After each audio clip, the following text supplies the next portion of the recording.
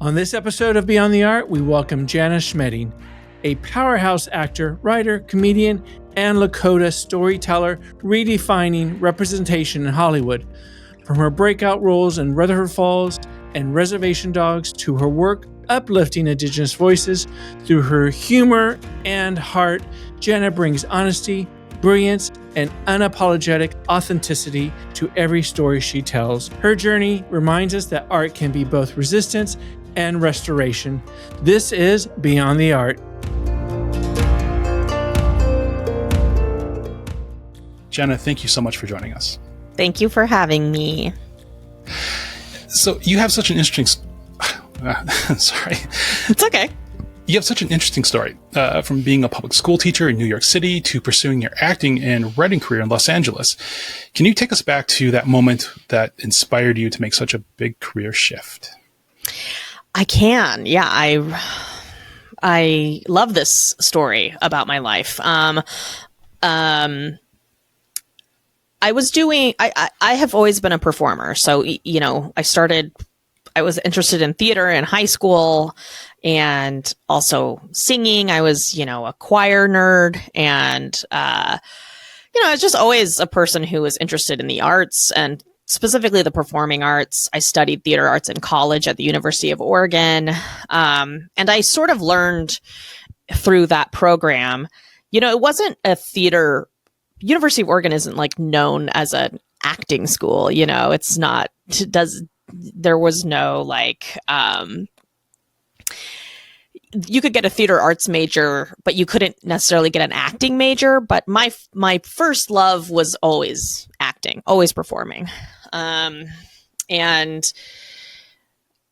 I did learn through my theater arts degree at the university, all of the different things that go into making a production. So, you know, I learned set design and lighting design and sound design and costume design and makeup design and also like how to, and performance, of course, but also how to read scripts and how to analyze scripts and how to watch theater, how to watch performance and filter it through my own specific lens. And I did a study abroad in college for a semester. I studied theater in London, where we saw plays 5 nights a week, 6 nights a week, and then would come the next day and do sort of a script analysis of what we saw the night before. And then we were also taking acting classes in the meantime. Now, I say that all of that to say that like I think a lot of interviews that I do, I sort of, you know, because I think in comedy, it sort of gets the craft of comedy gets undersold a lot of times. Like, and I feel like, there's a little bit of like, no, I'm a real artist. I did end up being a comedic performer, but in many ways, I'm like classically trained, you know, I studied Shakespeare when I was in London but I also studied theater through a very Western lens. So I also, you know, I see my training as that, and not in a bad way, but, you know, I also know that there is like, raised as a Native person, I know that there is like comedy culture in our tribal nation. Like as Lakota people, we have a whole Heyoka culture. Like there is like actual storytelling comedy culture that has been massively erased. So traditionally, I always remind myself, like, I come from a comedic people. Like I come from a culture that celebrates comedy and that celebrates like the performance, you know, and so yeah, after university, I moved to New York City because I really wanted to try to be a performer on Broadway. And I was like, I'm going to the big old city, and quickly sort of fell into the off Broadway comedy scene, studying improv and sketch comedy. And I come from a family of teachers, so I naturally fell into this alternate certification program called the New York City Teaching Fellows, which sort of takes career shifters and people who are either from the neighborhoods where they want to teach, or people who are out of college and specifically want to work in the rigorous, high-paced sort of, I would say, like underserved schools in the Bronx or in Brooklyn or in Manhattan. And I went through that program, and I got sort of trained up and thrown to the wolves, aka a classroom. and yeah, I was teaching during the day and then doing comedy, mostly sketch and improv, rehearsals, performing, eventually directing, eventually coaching, at night. So I would spend so many days of my New York City life, like waking up at 6 a.m, walking to school, teaching during the day, which is a performance. Really, like getting students to engage with you is like, they're the toughest audience. I was gonna say, that's a tough audience. It sure is. But you know what? It's great. It's great experience for a comedian because you learn failure really quickly as a teacher. You learn how to bomb. You learn how to bomb and go home with your bomb and say, tomorrow I got to do something different. I got to change it up.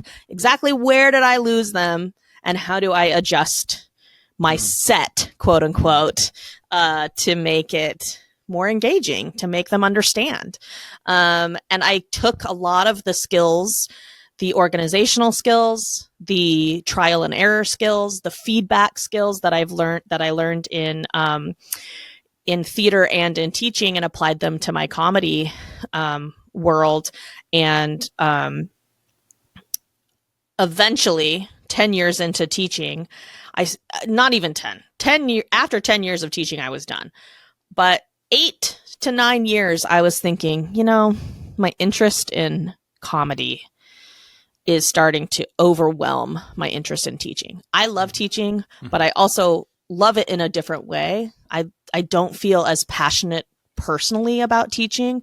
I feel like, passionate about the world of teaching and the value of teaching and how important it is culturally and societally. It's also the hardest job in the world, and it's grueling work. And it's some of the most creative people in that line of work that I've ever experienced, like truly mind-blowingly thoughtful people that I got to work alongside. But my interest was sort of, the scales were tipping. My interest in comedy was growing. Also, my ability to produce my own shows, to write for myself, to do my own work, to put it up on a stage. Like, I knew all of the steps that I needed to go through to like create my own work in comedy. And I wasn't ever getting paid. It was like just for fun or for training. It was really just like an expensive hobby. But I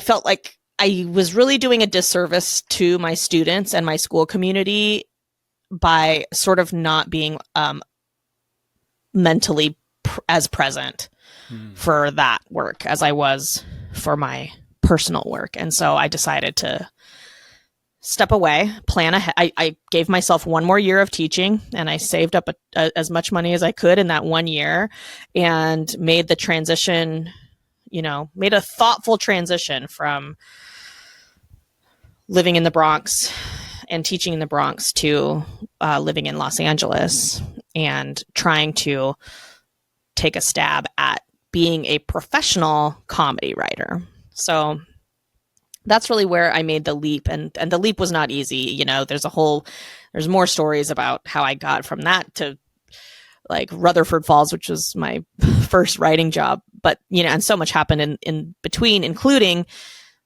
the Standing Rock No Dapple movement was happening during my move, the election of Donald Trump, like massive political upheaval. And I always attribute the Standing Rock movement to I attribute my success so much to that movement, because I really feel strongly that, you know, that was like the first time, I think, in my lifetime that a lot of people, my peers included, were like seeing Indigenous people on social media, and sort of it galvanized non-native audiences in a different way than I've ever seen before. And I thought, oh, there's actual interest in our lives. Like, for the first time, I feel like, whereas before I was sort of raised in a family that I felt like I was kind of always shoving the native narrative in my friends' faces and being like, hey, we're still here, like, blah, blah, blah, you know, that kind of stuff, like doing cultural presentations for my schools and stuff. And like Standing Rock was a paradigm shift in many ways, I think, for Native people, and especially in the media and like entertainment space, because suddenly there's a narrative opening, a shift happening, and a thirst, a hunger for, oh, this, like, these are a people of struggle, you know, like these are people who are really grappling with our history, and they're still living it. And I think that led to a lot of sort of Indigenous narrative shifts. And I felt like there's a chance. And you were still living in New York at that period? I was before the move? I was moving. I moved in August of 2016 to Los Angeles. Yeah. Okay. So it was like right then. It was all sort of happening. What a year. I know. It was such a strange time. And like, you know, it was one of those times where I was like, I'm changing my own life. I know that. And life is changing. Like, life is also changing around me. It was 2016. Yeah. I almost want to like get some astrological person to analyze like what was happening in the stars during that time. Yeah. And please correct me if I'm wrong here. They say that a move to Los Angeles, they advise you to have a job beforehand or have something set up beforehand. You made the big move before that to New York. And so you've experienced this in the past.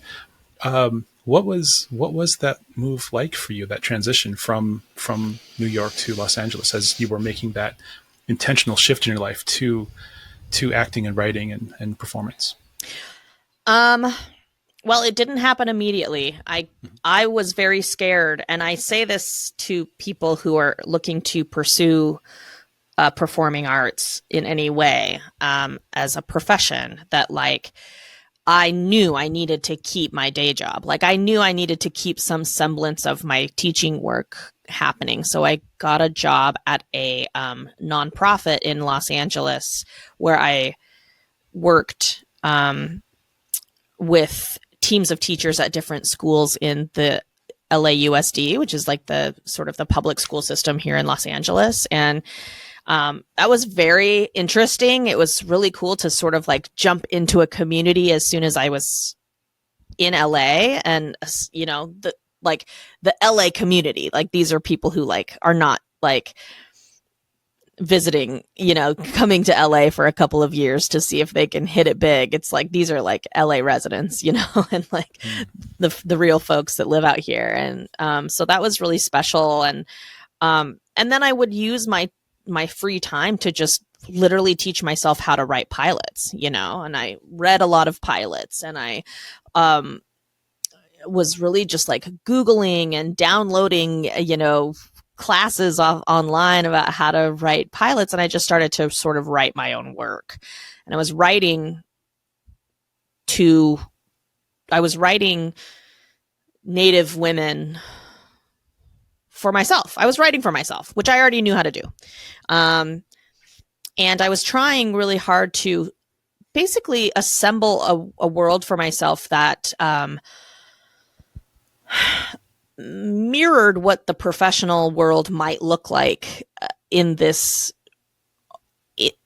in like a lo-fi way. Like, I would invite my friends over once a month to read each other's scripts and give each other feedback, and like kind of create like a little bit of a writer's room for our work, you know, and I created, you know, I had like I started a podcast where I was interviewing people. It was called Woman of Size. I was talking about like, you know, bodies and what it means to be a fat person in the world and in our culture, and sort of like,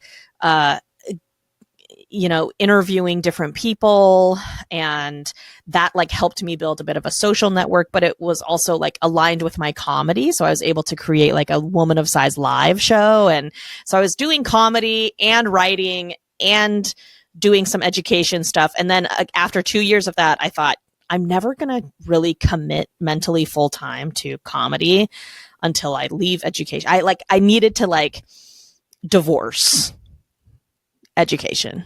I needed to finally say goodbye.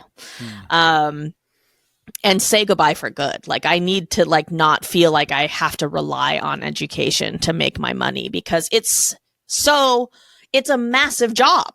It's not like going and working at Trader Joe's, you know, like where you're just like scanning groceries. It's like you're mentally there and fully, you know, working with human beings and their minds.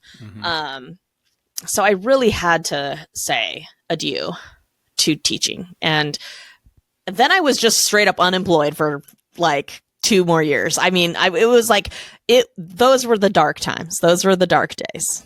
Very meager days. And I started selling beadwork to make it by. And, you know, I was really trying to get my scripts read. Anybody who wanted to read them. I was taking meetings with people who wanted to exploit me for my nativeness, you know, and that whole thing started to come across my plate, where I was like, recognizing like, oh, there are sort of bad actors in this town that are like, ooh, anybody any Native Americans want to take a pass at my screenplay? I'm just going to pitch this show that's about a medicine man who's, you know, just like fucking weird shit like that. So, it was,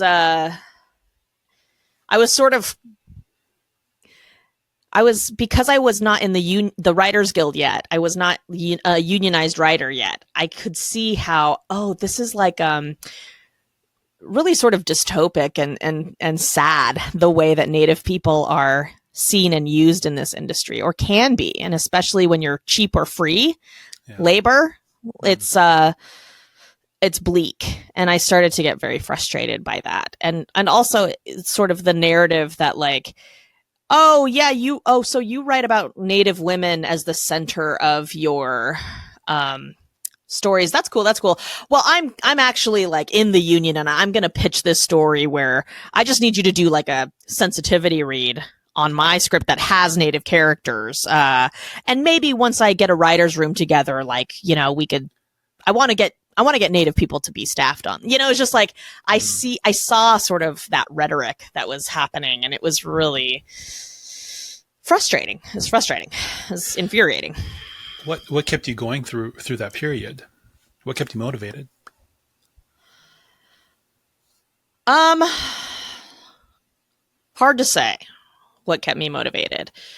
The desire to tell stories, the desire to make change, to see change happen. I've always really been motivated by the need to see narrative around Indigenous people shift. I think that's really important, meaningful work. I think that is like part of, I sort of feel like it's part of the reason that I'm on this earth. Like, everything that I've done has sort of been in a way to sort of like clown on the narcissism of whiteness and Western history. Like, it just, that's like my life's purpose, sadly. But it is also, you know, I just also wanted to make a living doing my art. And I think that a lot of artists feel this way, where it's like, I don't see why is it so hard? Art is like the most important reflection of our culture. We should be investing so much in our art and our artists and supporting our artists. And I also felt like such a strong connection to the way that Native people, we do support our art. We do support our artists. We have a long tradition of being a very artistic people. And I guess I was just driven by injustice, like driven by the unfairness of like not being let in. But there was, of course, I don't want to just like, I'm a very ambitious person, but I'm also like a person. So there were times when especially toward the end of 2019, I was really starting to doubt, not myself. I knew that wherever I live, wherever I go, I'm going to make movies. I'm going to make little sketches. I'm going to keep making stupid TikToks. This was pre-TikTok, but whatever. I'm going to be funny and I'm going to practice my art on my own, wherever I am. I doubted that Hollywood would let me in. And so I really was considering like, okay, I'm going to give myself until early spring of 2020 to either make a life here in LA, writing or performing. But if like, that's my cutoff point. If it hasn't happened by then, I'm going to move back to Oregon. I'm going to live with my parents and I'm going to be a bartender. I'm going to like figure something. I'm not going to be a teacher. Like I'm going to, no, I'm going to do something totally different. And, so I was really emotionally preparing myself for that possibility that like, I might have to give up on this. And again, not because I wanted to, but because I really wasn't seeing, the reception wasn't quite there. But that is the same time that I had met Sierra Teller Ornelas on my podcast. I had her on as a guest, and she asked me at the end of my interview with her if I had any writing samples, because she was in the process of putting together the writer's room for Rutherford Falls, the first Native American sitcom. How were you able to incorporate some of that into your writing, especially when you made the shift to television or to the writer's room? Let's the writer's room. Well, improv is helpful just to understand the timing of comedy, and also how lines sound on stage in performance. So I think that any kind of performance experience serves writers well.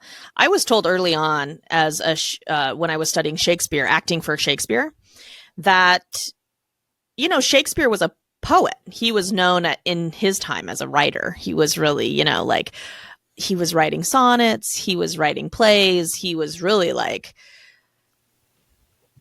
at his heart a writer. And a lot of the theory around learning Shakespeare is poetry is not meant to be read in isolation. It's not meant to be opened and read in silence. Poetry is meant to be performed. Poetry is meant to be read aloud. It is a rhythm, it has a cadence, and it has emotion. That's what it is, it's like literary emotion. And the same is true for scripts. Scripts are meant to be read aloud. They're not meant to be read like a book, So having a performance background and coming to screenwriting, like it felt really natural. And I will also say that like,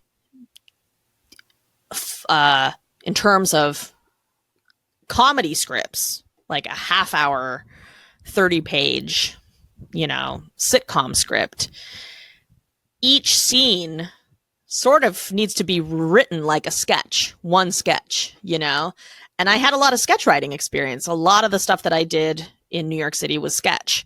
And sketch comedy is like my true love. I wish I could have auditioned for SNL earlier on. Like, I would have absolutely slayed. To this day, I'm like, you could put me on SNL and I would blow people away. But, short form comedy, sketch comedy is just like you learn how to create a scene that revolves around a game, let's say. Like a character is keeps reacting to the same stimuli, but it heightens and it heightens and it heightens. And then at the end, you make a shift, So it's like those are the sort of like the comedy fundamentals of writing, and to be able to apply what I had learned about not only writing, the craft of writing comedy, but also being in a writer's room. I had tons of experience writing with my friends, sitting around and writing sketches, giving each other feedback, punching each other's scripts up, making them funnier, putting them on their feet and trying different things when they're on its feet, like just like the version of Hollywood TV making is exactly like the version that we're doing with our friends. It's just with a budget. It's with a budget and a bigger group of people. But all of those skills around collaboration, which are the number one reason that I love comedy is the collaboration. All of those skills I was able to apply to Rutherford. All of the skills, not even just the writing skills, but like the collaboration skills, like working with other people, working with other writers, the joy of my life. Other Native writers, the absolute joy of my life.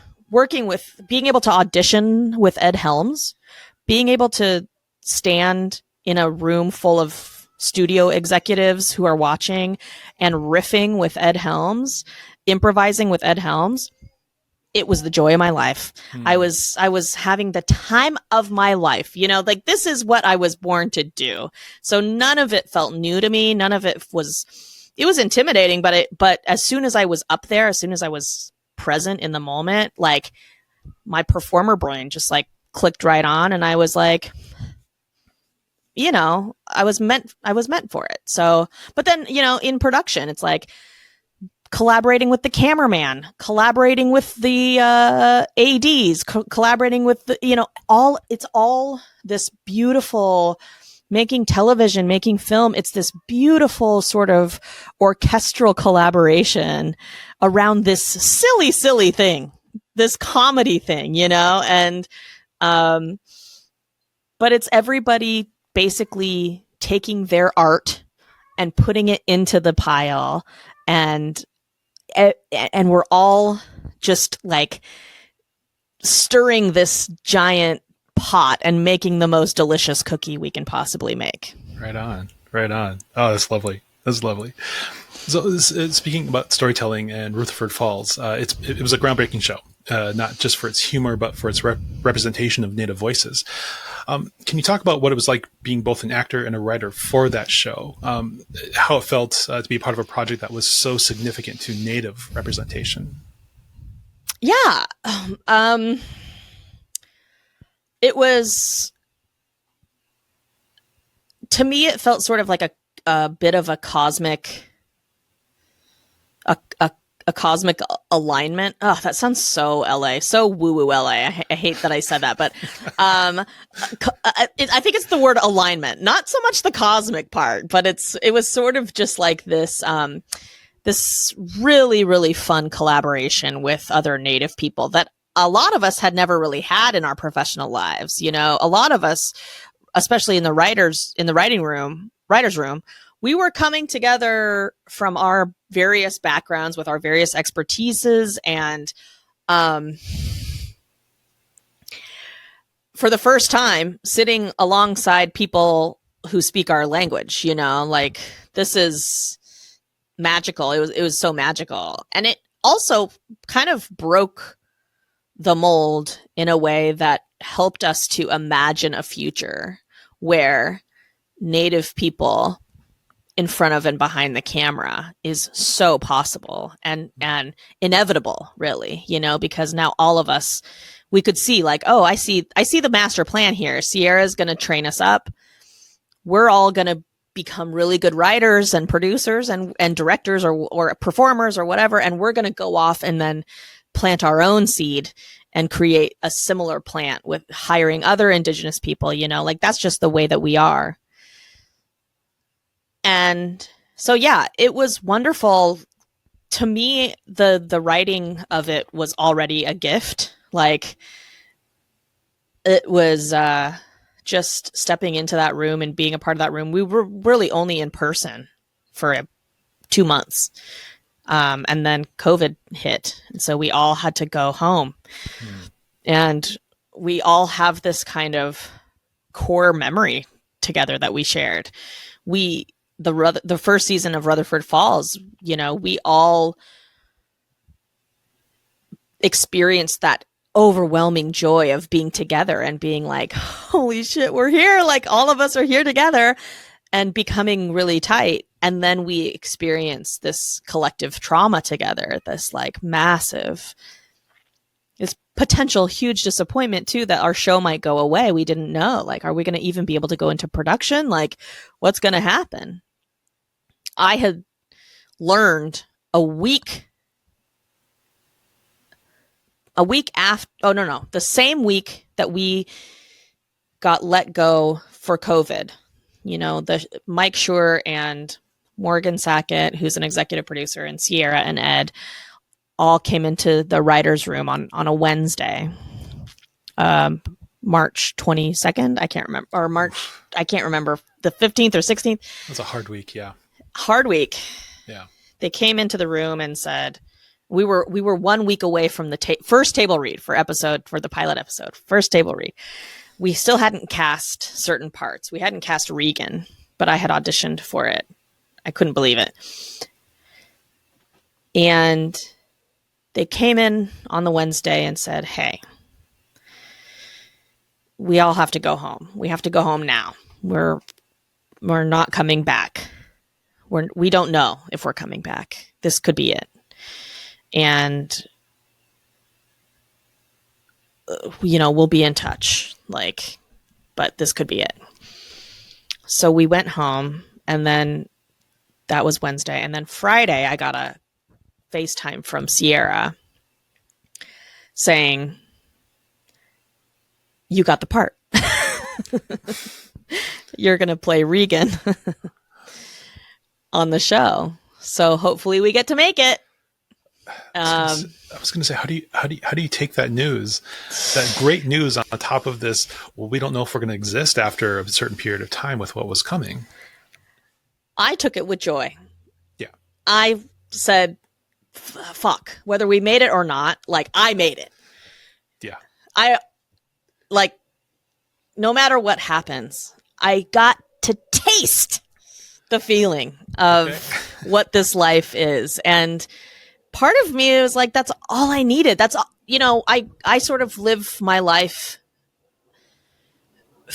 I've learned to come to life with this understanding that everything is an experience, and I just want as many experiences as I can have, I even if it's 1-2 months of a writer's room with other Native people and then, auditioning with Ed, that's an experience. That was wild for me, and I totaled my car on the way to the audition with Ed. It was, the whole experience was absolutely massive and mind blowing and so fun and so just overwhelming. And so, yeah, I was delighted to hear that they liked me enough to cast me. And then, I just had to kind of maintain hope that we would eventually make it. And we did. We were one of the first shows back to go into production during COVID.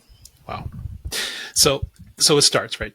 Writing's happening, filming starting, and Regan was such a fully realized character, right? Funny, smart, navigating identity in such a real way. How much of yourself did you put into that role, and how did you shape Regan's journey? Well, Regan's journey is actually more Sierra's journey. Sierra is, she was our showrunner, and she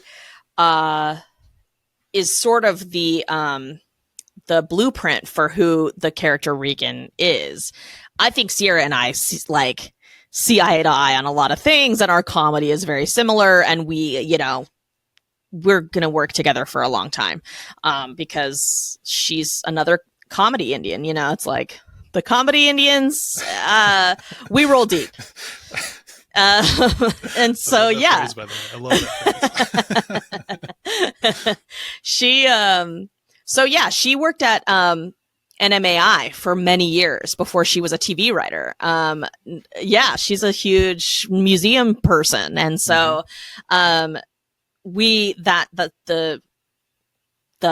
concept of Rutherford Falls, as really falls in and around the idea of history and whose history is presented. And we wrote Regan and Nathan as sort of these archetype individuals who are grappling with their own history in relation to each other, sort of understanding the diasporic viewpoint of Native people and how we do live in community with non-Native people all the time. And how are we living truthfully and sort of mandating, hopefully not begging our peers to see our side of the story as well and come to respect it and come to honor it as much as we are sort of forced to respect and honor Western history, and I feel like Native people are constantly sort of cosplaying America. We're like, we're doing it. That's what we are being asked to do, Yeah. I was in the art museum world too for years, and I curated a lot of exhibitions, a lot of shows, and so many of the narratives of each of the artists was, walking between two worlds, right? Being in our culture, but then also trying to survive in this, and trying to stay upright. So your character in your show is something that was right to the core of my experience, and I appreciated that so much. Even the small things that were mentioned, the interaction with other natives, and how they would sort of.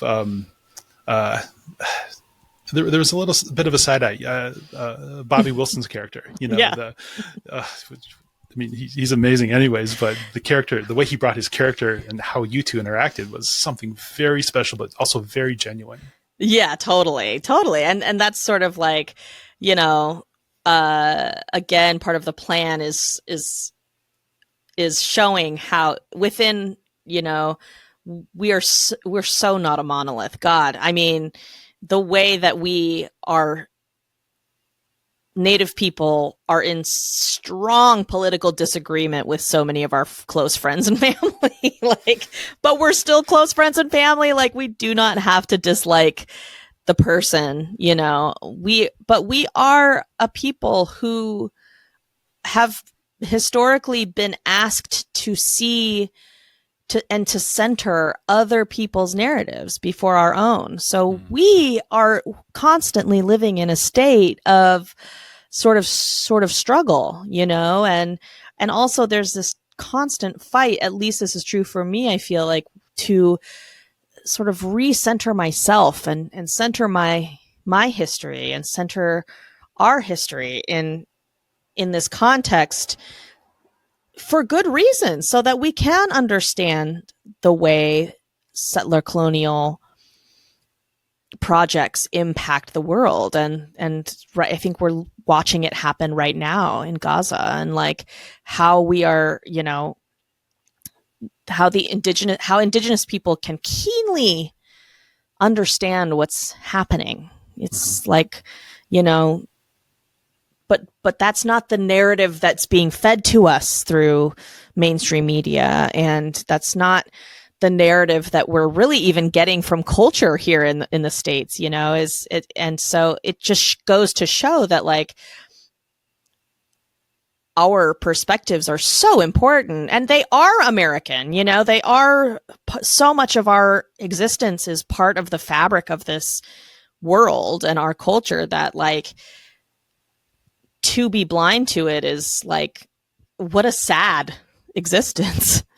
You're bringing up something that was keen on, say, the No Dapple experience. You know, I wasn't there. I was overseas at the time, but my family was there, and I was hearing things that they were talking about and things that were happening. And then I would watch the local news online, and that was not what was being reported. It was two separate narratives that were happening. Yeah. And so, you know, what we're watching now, it's like, well, we know this story. You know, we know this narrative that's being presented to us. Yeah, and we, you know, and we can sort of see where our truth gets cut off at the knees, and it's really disappointing. So I think that that's part of the sort of the art in the work of writing comedy and creating comedy is finding those ways to expose a truth, and expose these blind spots, and to do it in a way that punches up at power, you know.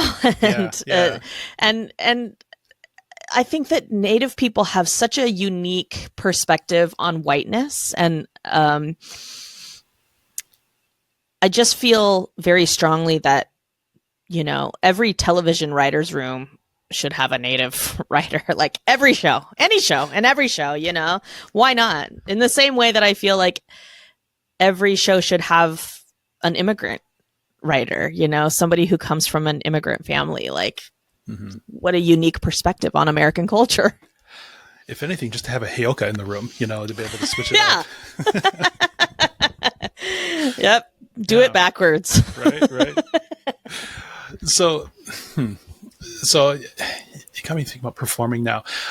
So, you know, you have that improv and sketch comedy background. And so from that to like scripted series, either Rutherford Falls or Reservation Dogs, how do you maintain that spontaneity and keep it fresh? Or is everything planned out? Do you find ways to improvise on set, or is it about refining the script beforehand? It's both. So, you know, the character, I think that once Rutherford had cast me as Regan, we already knew that Ed was playing Nathan. But once the writers had a face and a personality to put this character onto, it just became so much easier to write jokes. You know, you're working with somebody, you know how they deliver jokes, you know sort of their range. These writers had been in a room with me already for 2 months, and you know, it was fun. So yeah, you write the script, you write the characters, you write the jokes. How it works in television is sort of, you know, on the day that you're doing that scene, or, you know, the week that you're shooting that episode, the person from the writer's room who wrote that episode, the head writer for that episode, comes to set and is, you know, is there to like pitch jokes if we're like, oh, this joke isn't quite landing the way I want it to, or let's provide some alternative jokes just to see, you know, the editors can like pick and choose, and the showrunner can pick and choose, whatever. And then of course, as a performer, my favorite part about being on set and being in a scene is improvising. If the showrunner is into that kind of thing, you know, not every show or showrunner likes that, but I think that we're in a pretty good comedy tradition in television right now, where you get your scripted lines, you lay those down, give a few different versions of those, and then the director will usually say, okay, this one's for fun, do whatever you want. Oh wow. And then you can just pepper in your own jokes, pepper in your own thing. There's this one scene from Rutherford where I think I posted it to my Instagram. I have to repost it to my stories. I'm really proud of it. It's the scene in the episode that I wrote, which was called Adirondack, season 4 or season 2. I don't know. Adirondack season 1. Where the entire premise of the episode is we're making fun of a Taylor Sheridan TV show. Yes. And Regan and Terry end up being called in as cultural consultants for this TV show. So they have to visit set and watch, make sure that it's like good enough. But there's this one scene where I return from my character, Regan, leaves and goes and visits a friend in the city. And then I return to set and I enter the set, and the line, I think the scripted line is, Terry, I leave for 2 hours and I come back and we're in a John Wayne fever dream, because Terry's solve for all of the bad behavior that's happening on this TV show is to blow it up and make it so overwhelmingly stereotypical, so Hollywood Indianizing it that it's just like gets canceled, basically. Like people have to cancel this show.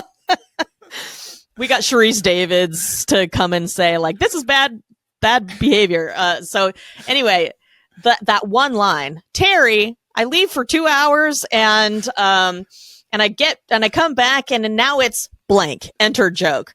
Well, I had so many in the chamber that we reset and did that line like 10 to 12 times. And each time I have a different one. I pitched, and it was just improvised, I'm thinking of, these are one of those moments where all of the jokes about Italians playing Indians, all the jokes about Johnny Depp, all the jokes about Kevin Costner, all the jokes about Indians, like this is the line, and so I'm just like shooting truly like bullseyes every time.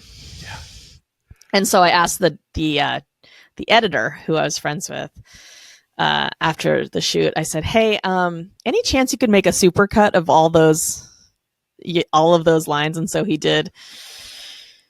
And it's, it's just, that is truly, those moments are truly, for me at least, is where I think, I'm so glad I did 20 years of improv comedy. Like I'm so glad that I have like all of this like rehearsal at my back, and like I know what to do here. Like this is just good comedy. That's pure joy. That's amazing. I love that. So how do you find the funny in everyday situations? How do you pull that out of your daily life?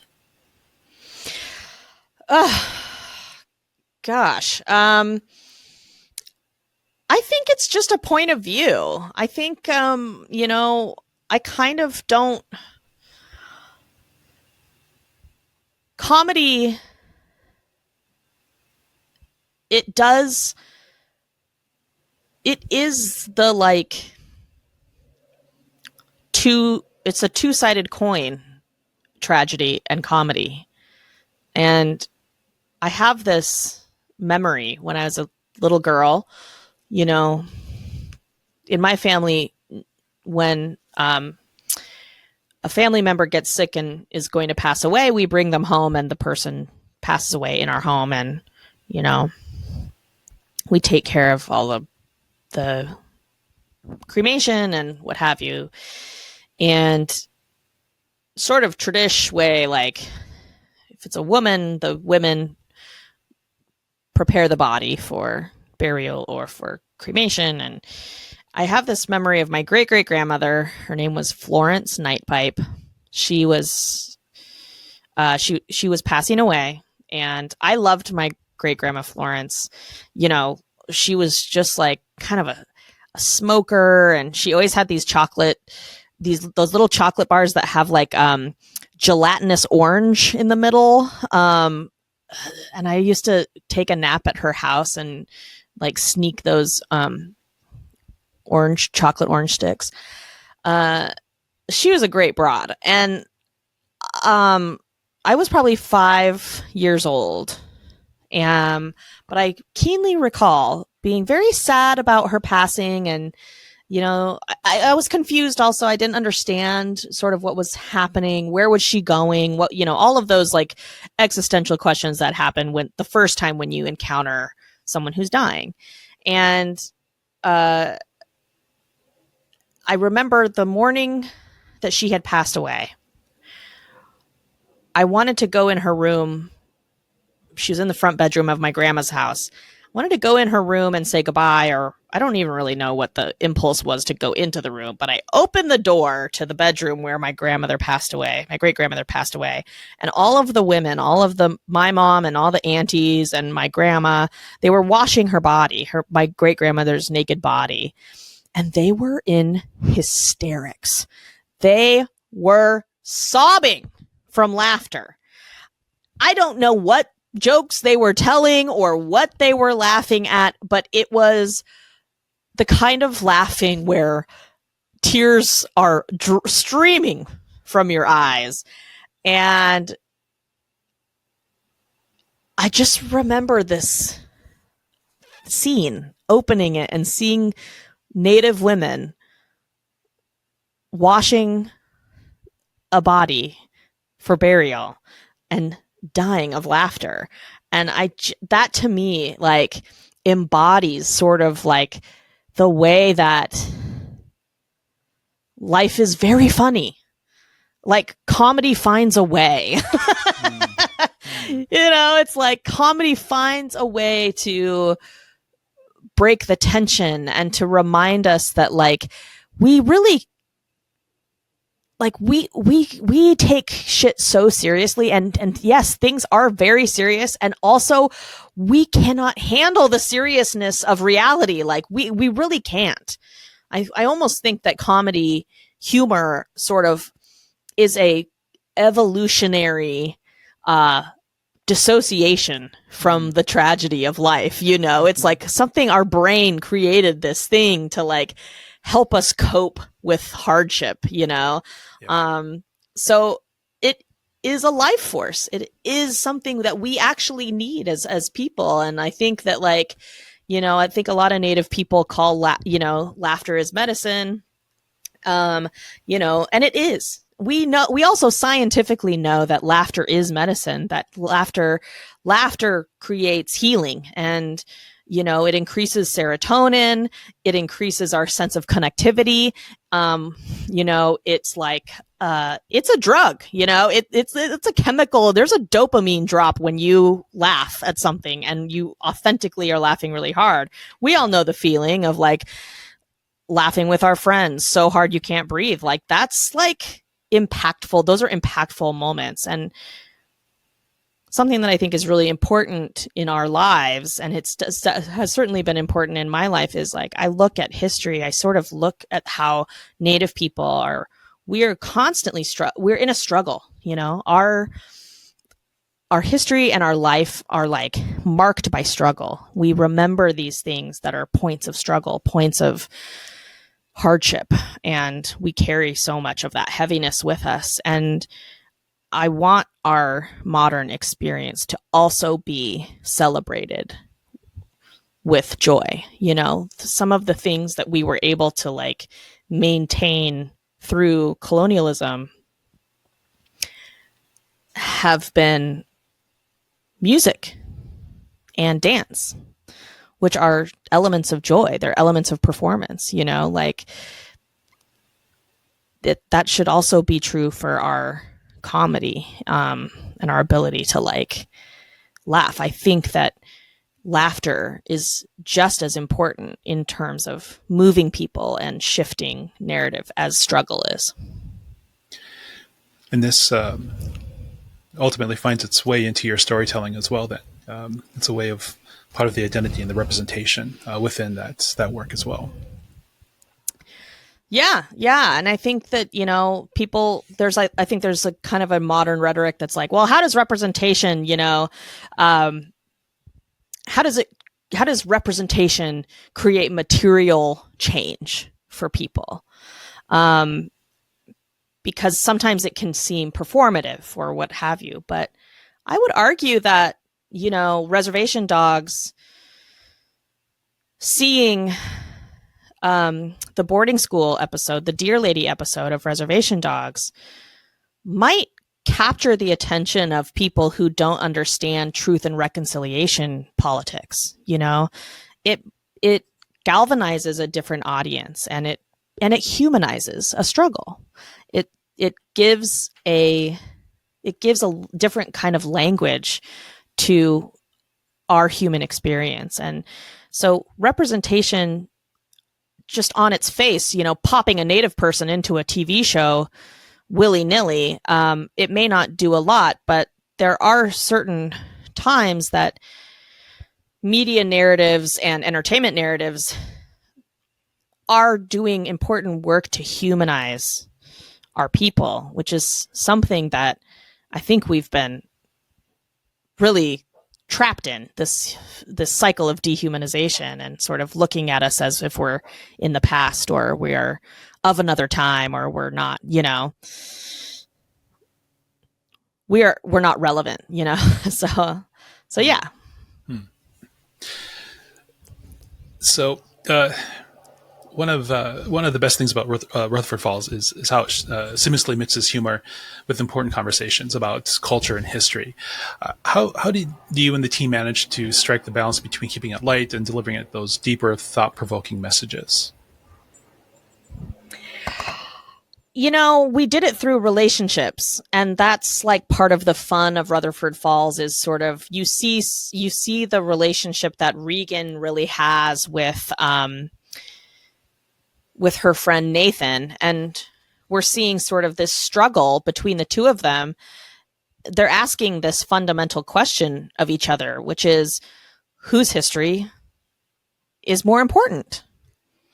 And they're doing this through sort of the metaphor of creating museums, each of them having, these dreams of having museums, or Regan's dream is having a cultural center, which isn't so much about honoring the past, but honoring the present, right? And but bringing the past into the present and sort of narrative shift and creating space for people now.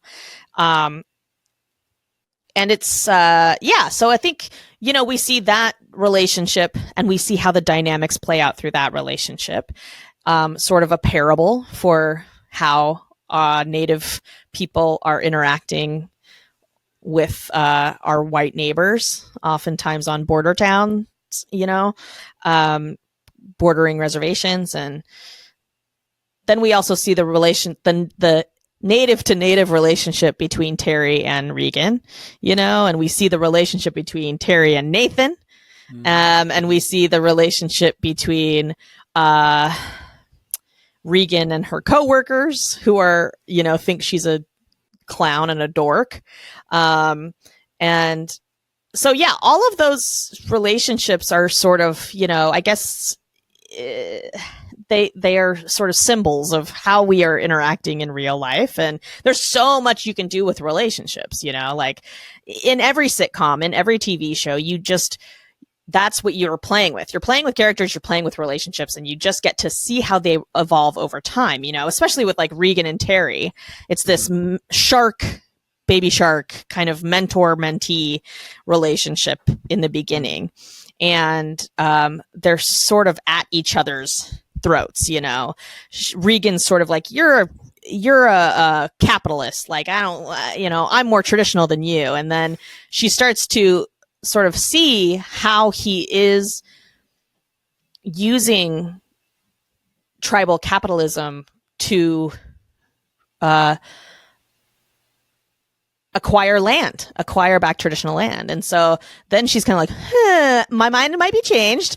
So let's go into cahoots, because he's also going to give me a cultural center. It's just like all of the various different ways that we are sort of portraying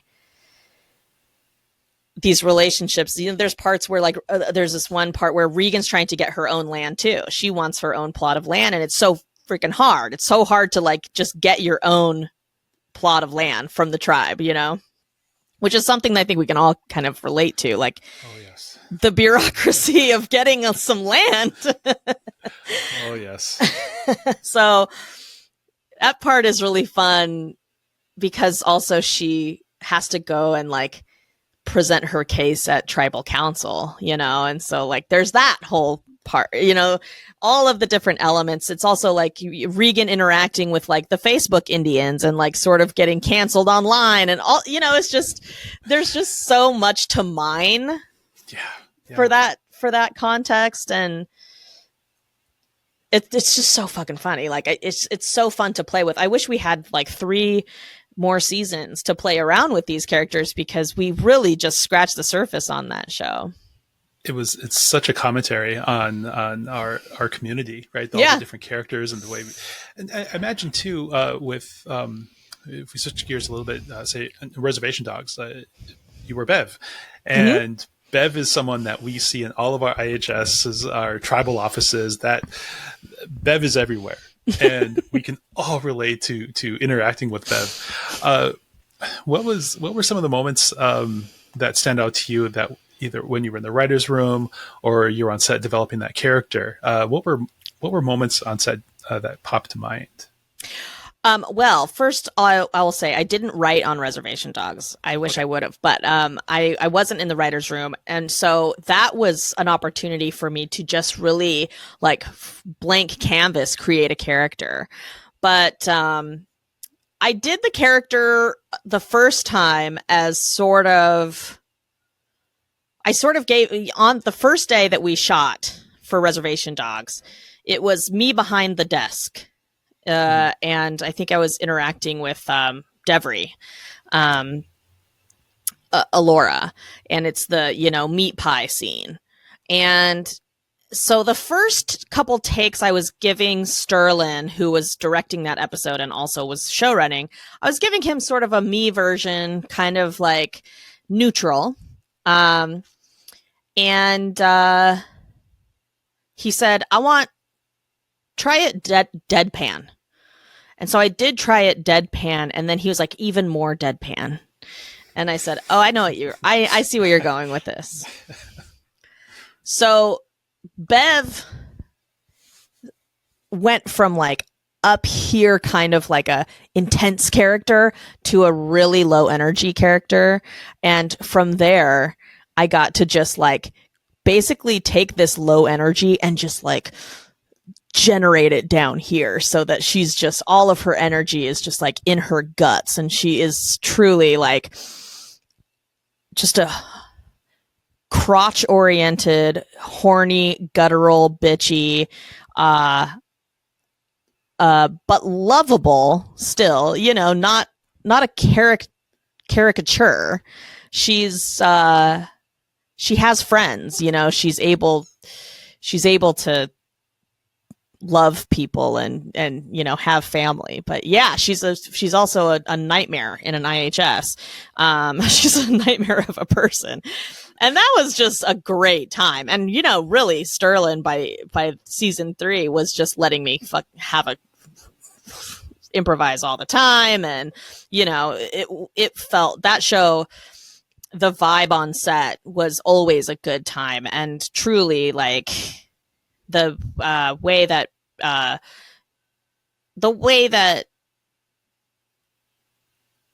the directors and the writers and Sterling let me play and wanted me to, like, we're like, let's bring Jana in. One time there was a scene that I wasn't in where all of these aunties are in the kitchen cooking for, I think it was the Mabel episode.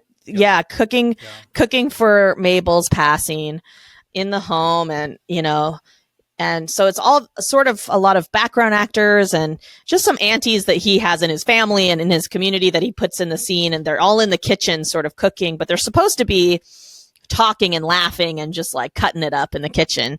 And he wasn't getting that from them. He wasn't getting that vibe. And so I was sitting waiting for my scene to get shot out in the holding area, and he comes and he goes, "Can you come in here?"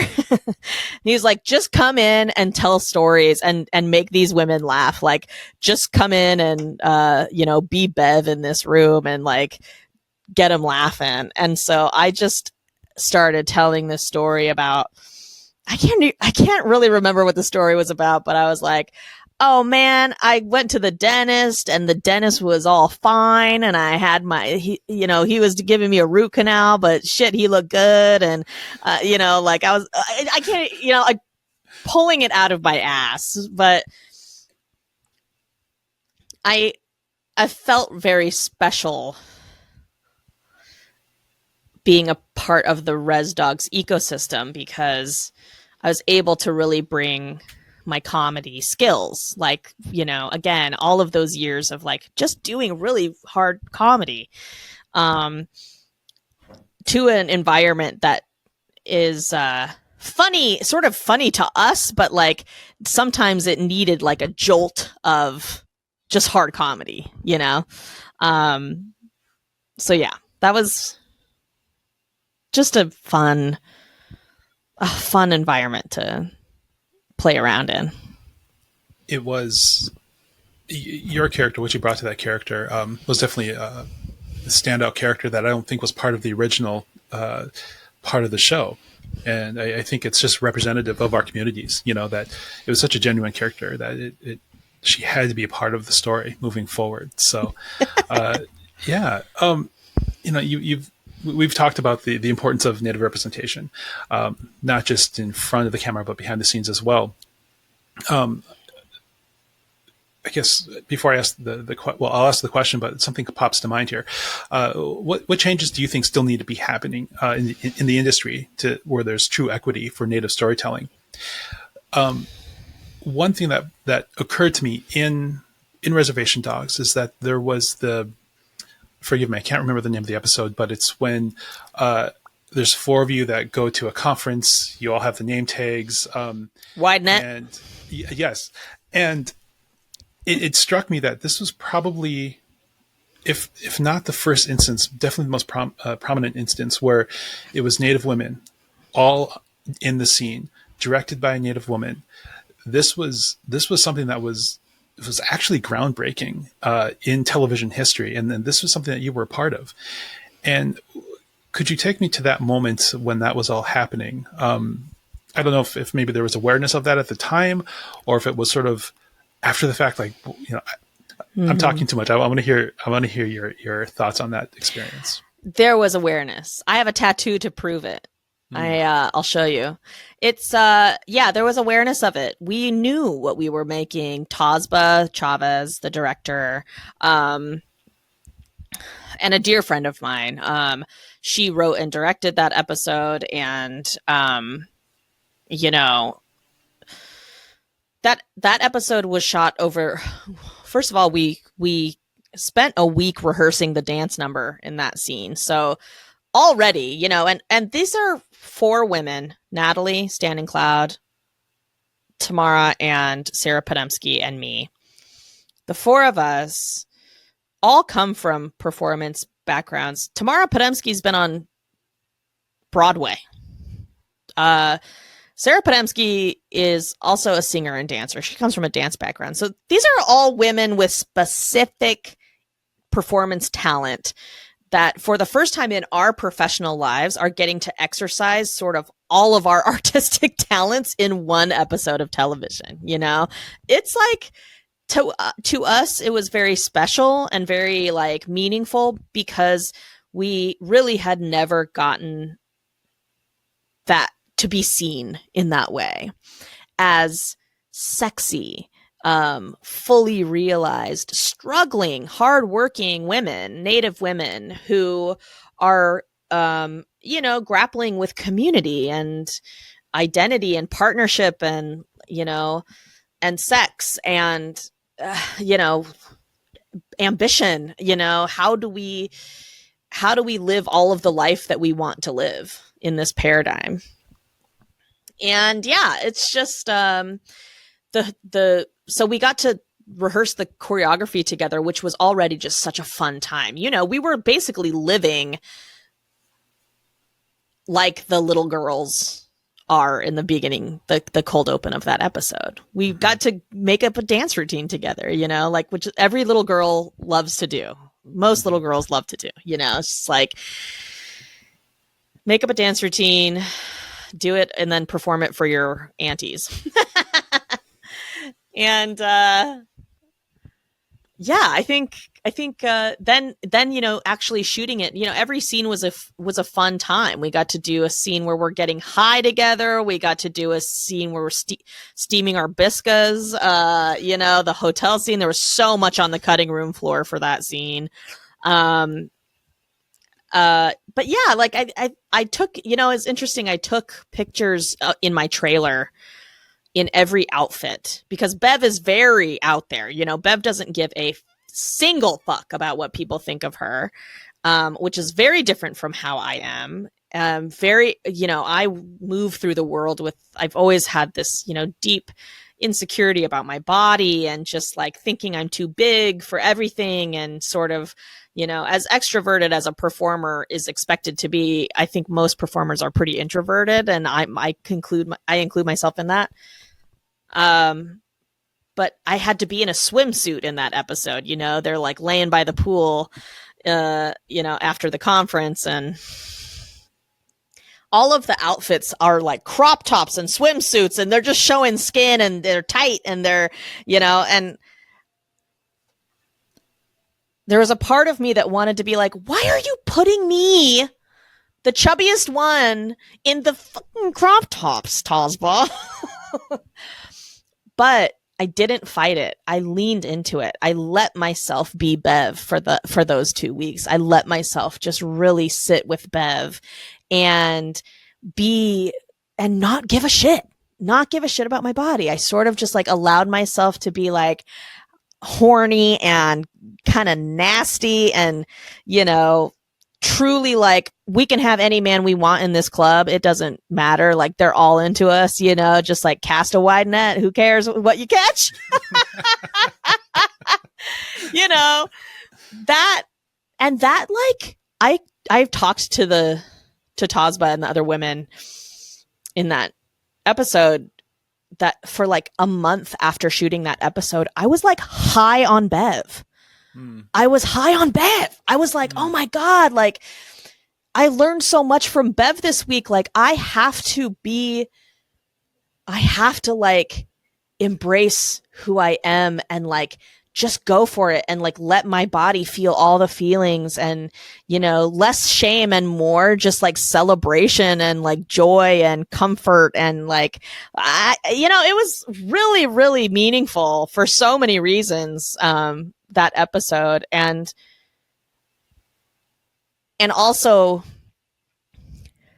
I know for a fact that it resonated with women in Indian country because so many women, you know, every time I go somewhere, like do a public appearance somewhere, men want to come up to me and be like, share my gum, you know, which is fine. I like, I'm happy they even know who Bev is. Yeah. But women, the way that women approach me is with such glee and joy and like also sort of like I don't want to sound like narcissistic about this, but there is a gratitude that women have, Native women specifically, when we see other fully realized Native women on TV. And I saw it with Regan too, like, oh my God, like a nerdy Native woman that like does museum stuff and like is like in her intellectual, like ambitious. And, you know, we just haven't had enough of that yet. And I think it's important that we're reflected that way culturally. It's important that we're able to be both like ambitious, hardworking, you know, professional people. And I also want us to be able to be messy and imperfect and, you know, people who drink and do drugs and, you know, like have tough lives. Like that's true too. So Absolutely. yeah, I feel very privileged about being a part of that episode and being a part of that show. But like that episode, like it will always stick out in my mind because also Natalie Standing Cloud is a tattoo artist. And at the end of the week of shooting, all of the women, except for Tasba, because I think culturally there's something about Navajos and not getting tattoos. Okay.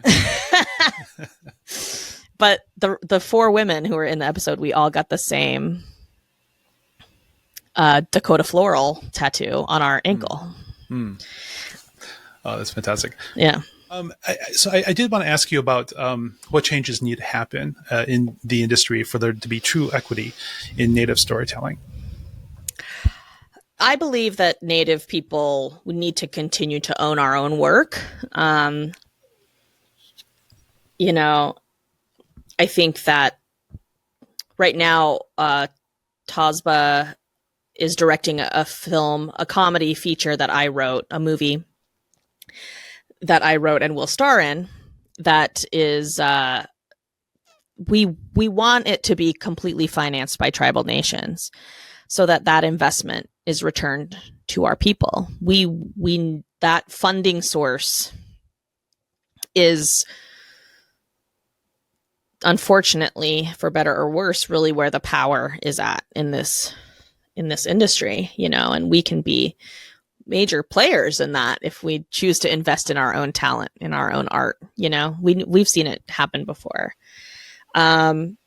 In terms of like boots on the ground, how is change going to happen? It's going to happen by continuing to have Indigenous executive producers who are the real creators and like the people who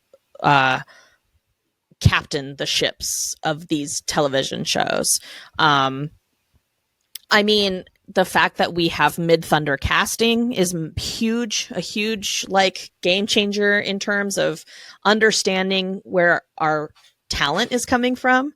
You know, we've had a bit of a rocky history with Native people being cast who maybe aren't actually Native, or, you know, just different things of that nature that are hard to suss out and can be challenging.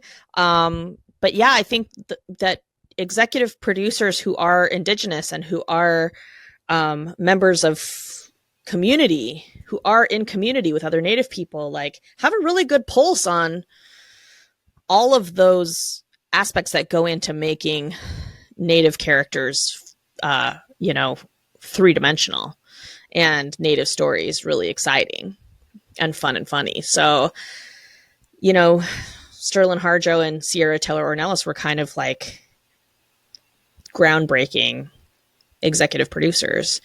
And we just need more of that, you know, and the industry needs to also pick up more shows made by Native people. I mean, Sierra and I just pitched and sold a multicam, a Native multicam to CBS last year. And, you know, we wrote the pilot and we're hoping that they would like it, and they passed on it. So we're no longer making a multicam, but a multicam would be amazing. You know, like everybody's had a multicam. We got to have a multicam. Like before multicams are, you know, dust in the wind. But yeah, there's so many different iterations of our art that we still have to see. We are so underutilized in this industry still, you know, even though our numbers have improved, our statistics have improved in terms of amount of people and quality of work. Like, I think that there's always more room. But a lot of the stuff in this industry comes down to money. And famously, Indigenous people are often bystanders to mainstream economies. So yeah, we're having to kind of get smart and be really wise about, we have to kind of become Terry Thomas's really of this industry and sort of figure out creative ways of bringing money into our art that comes from us, and then giving it back to our communities. Finally, what's next for you? Any upcoming projects or comedic adventures that we should be keeping an eye out for? And can you talk about your new podcast? Yeah. Well, I have a new podcast that I'm co-hosting with Brian Bahi, who's a Tohono and Navajo stand-up comedian and gay. I always have to say, and gay. He's great and such a good friend. And the podcast is called Sage Based Wisdom, and we just answer callers who need advice about anything, and we sort of give them our free wisdom that we do and don't have. And so yeah, that is a weekly podcast that we have going. We always need callers to call in and ask for advice. And of course, you can find it on Apple Podcasts or Spotify. Yeah, the other project that I'm working on right now is this comedy feature, Anti-Chuck, that Tosba's directing. And it would be the first of its kind, much like that episode of Reservation Dogs we were talking about, be the first female-led comedic feature that takes place like on the res, and just a hard comedy. It's basically sort of like an Uncle Buck, but with an auntie, a resi auntie, Anti-Chuck. Love it. Are you doing any stand-up shows? Anything coming up? I haven't been doing a ton of stand-up. Stand-up is like such a different beast. And I have I really lack confidence in my ability to do stand-up, but I have to overcome it. It's every once in a while I'll do a stand-up show and I'll either do okay or kind of bomb, and I'll be like, it's sort of like, like a cold plunge or like a polar plunge, where it's like I just need to know that I'm still alive and that I can still fail and that I'm still a piece of shit. So yeah, I guess I do it to humble me. I do stand up to humble myself. But none to speak of, none that are important. I'm mostly just really trying to, keep writing and keep creating and hopefully sell a show, and get another show made. So yeah, that's really it.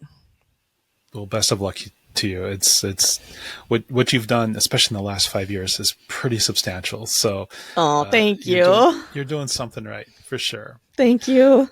It's been such a pleasure having you here and hearing your journey and your humor and the meaningful changes that you're making. So thank you for being here. Oh, anytime. Thank you so much for having me. This was a great combo. Absolutely. Such an inspiration. I also want to thank our listeners for joining us on Beyond the Arts. Keep following along to hear more incredible stories about the artists and creators who are shaping this world. Until next time, keep laughing, stay curious, and keep creating. Jana Schmieding's voice is more than entertainment, it's empowerment. Her work stands as a reflection of identity, resilience, and the courage to create space where it's been long denied. Beyond the Art is proud to share her story, one that proves laughter can heal and truth can transform. Thank you, Jana. This is Beyond the Art.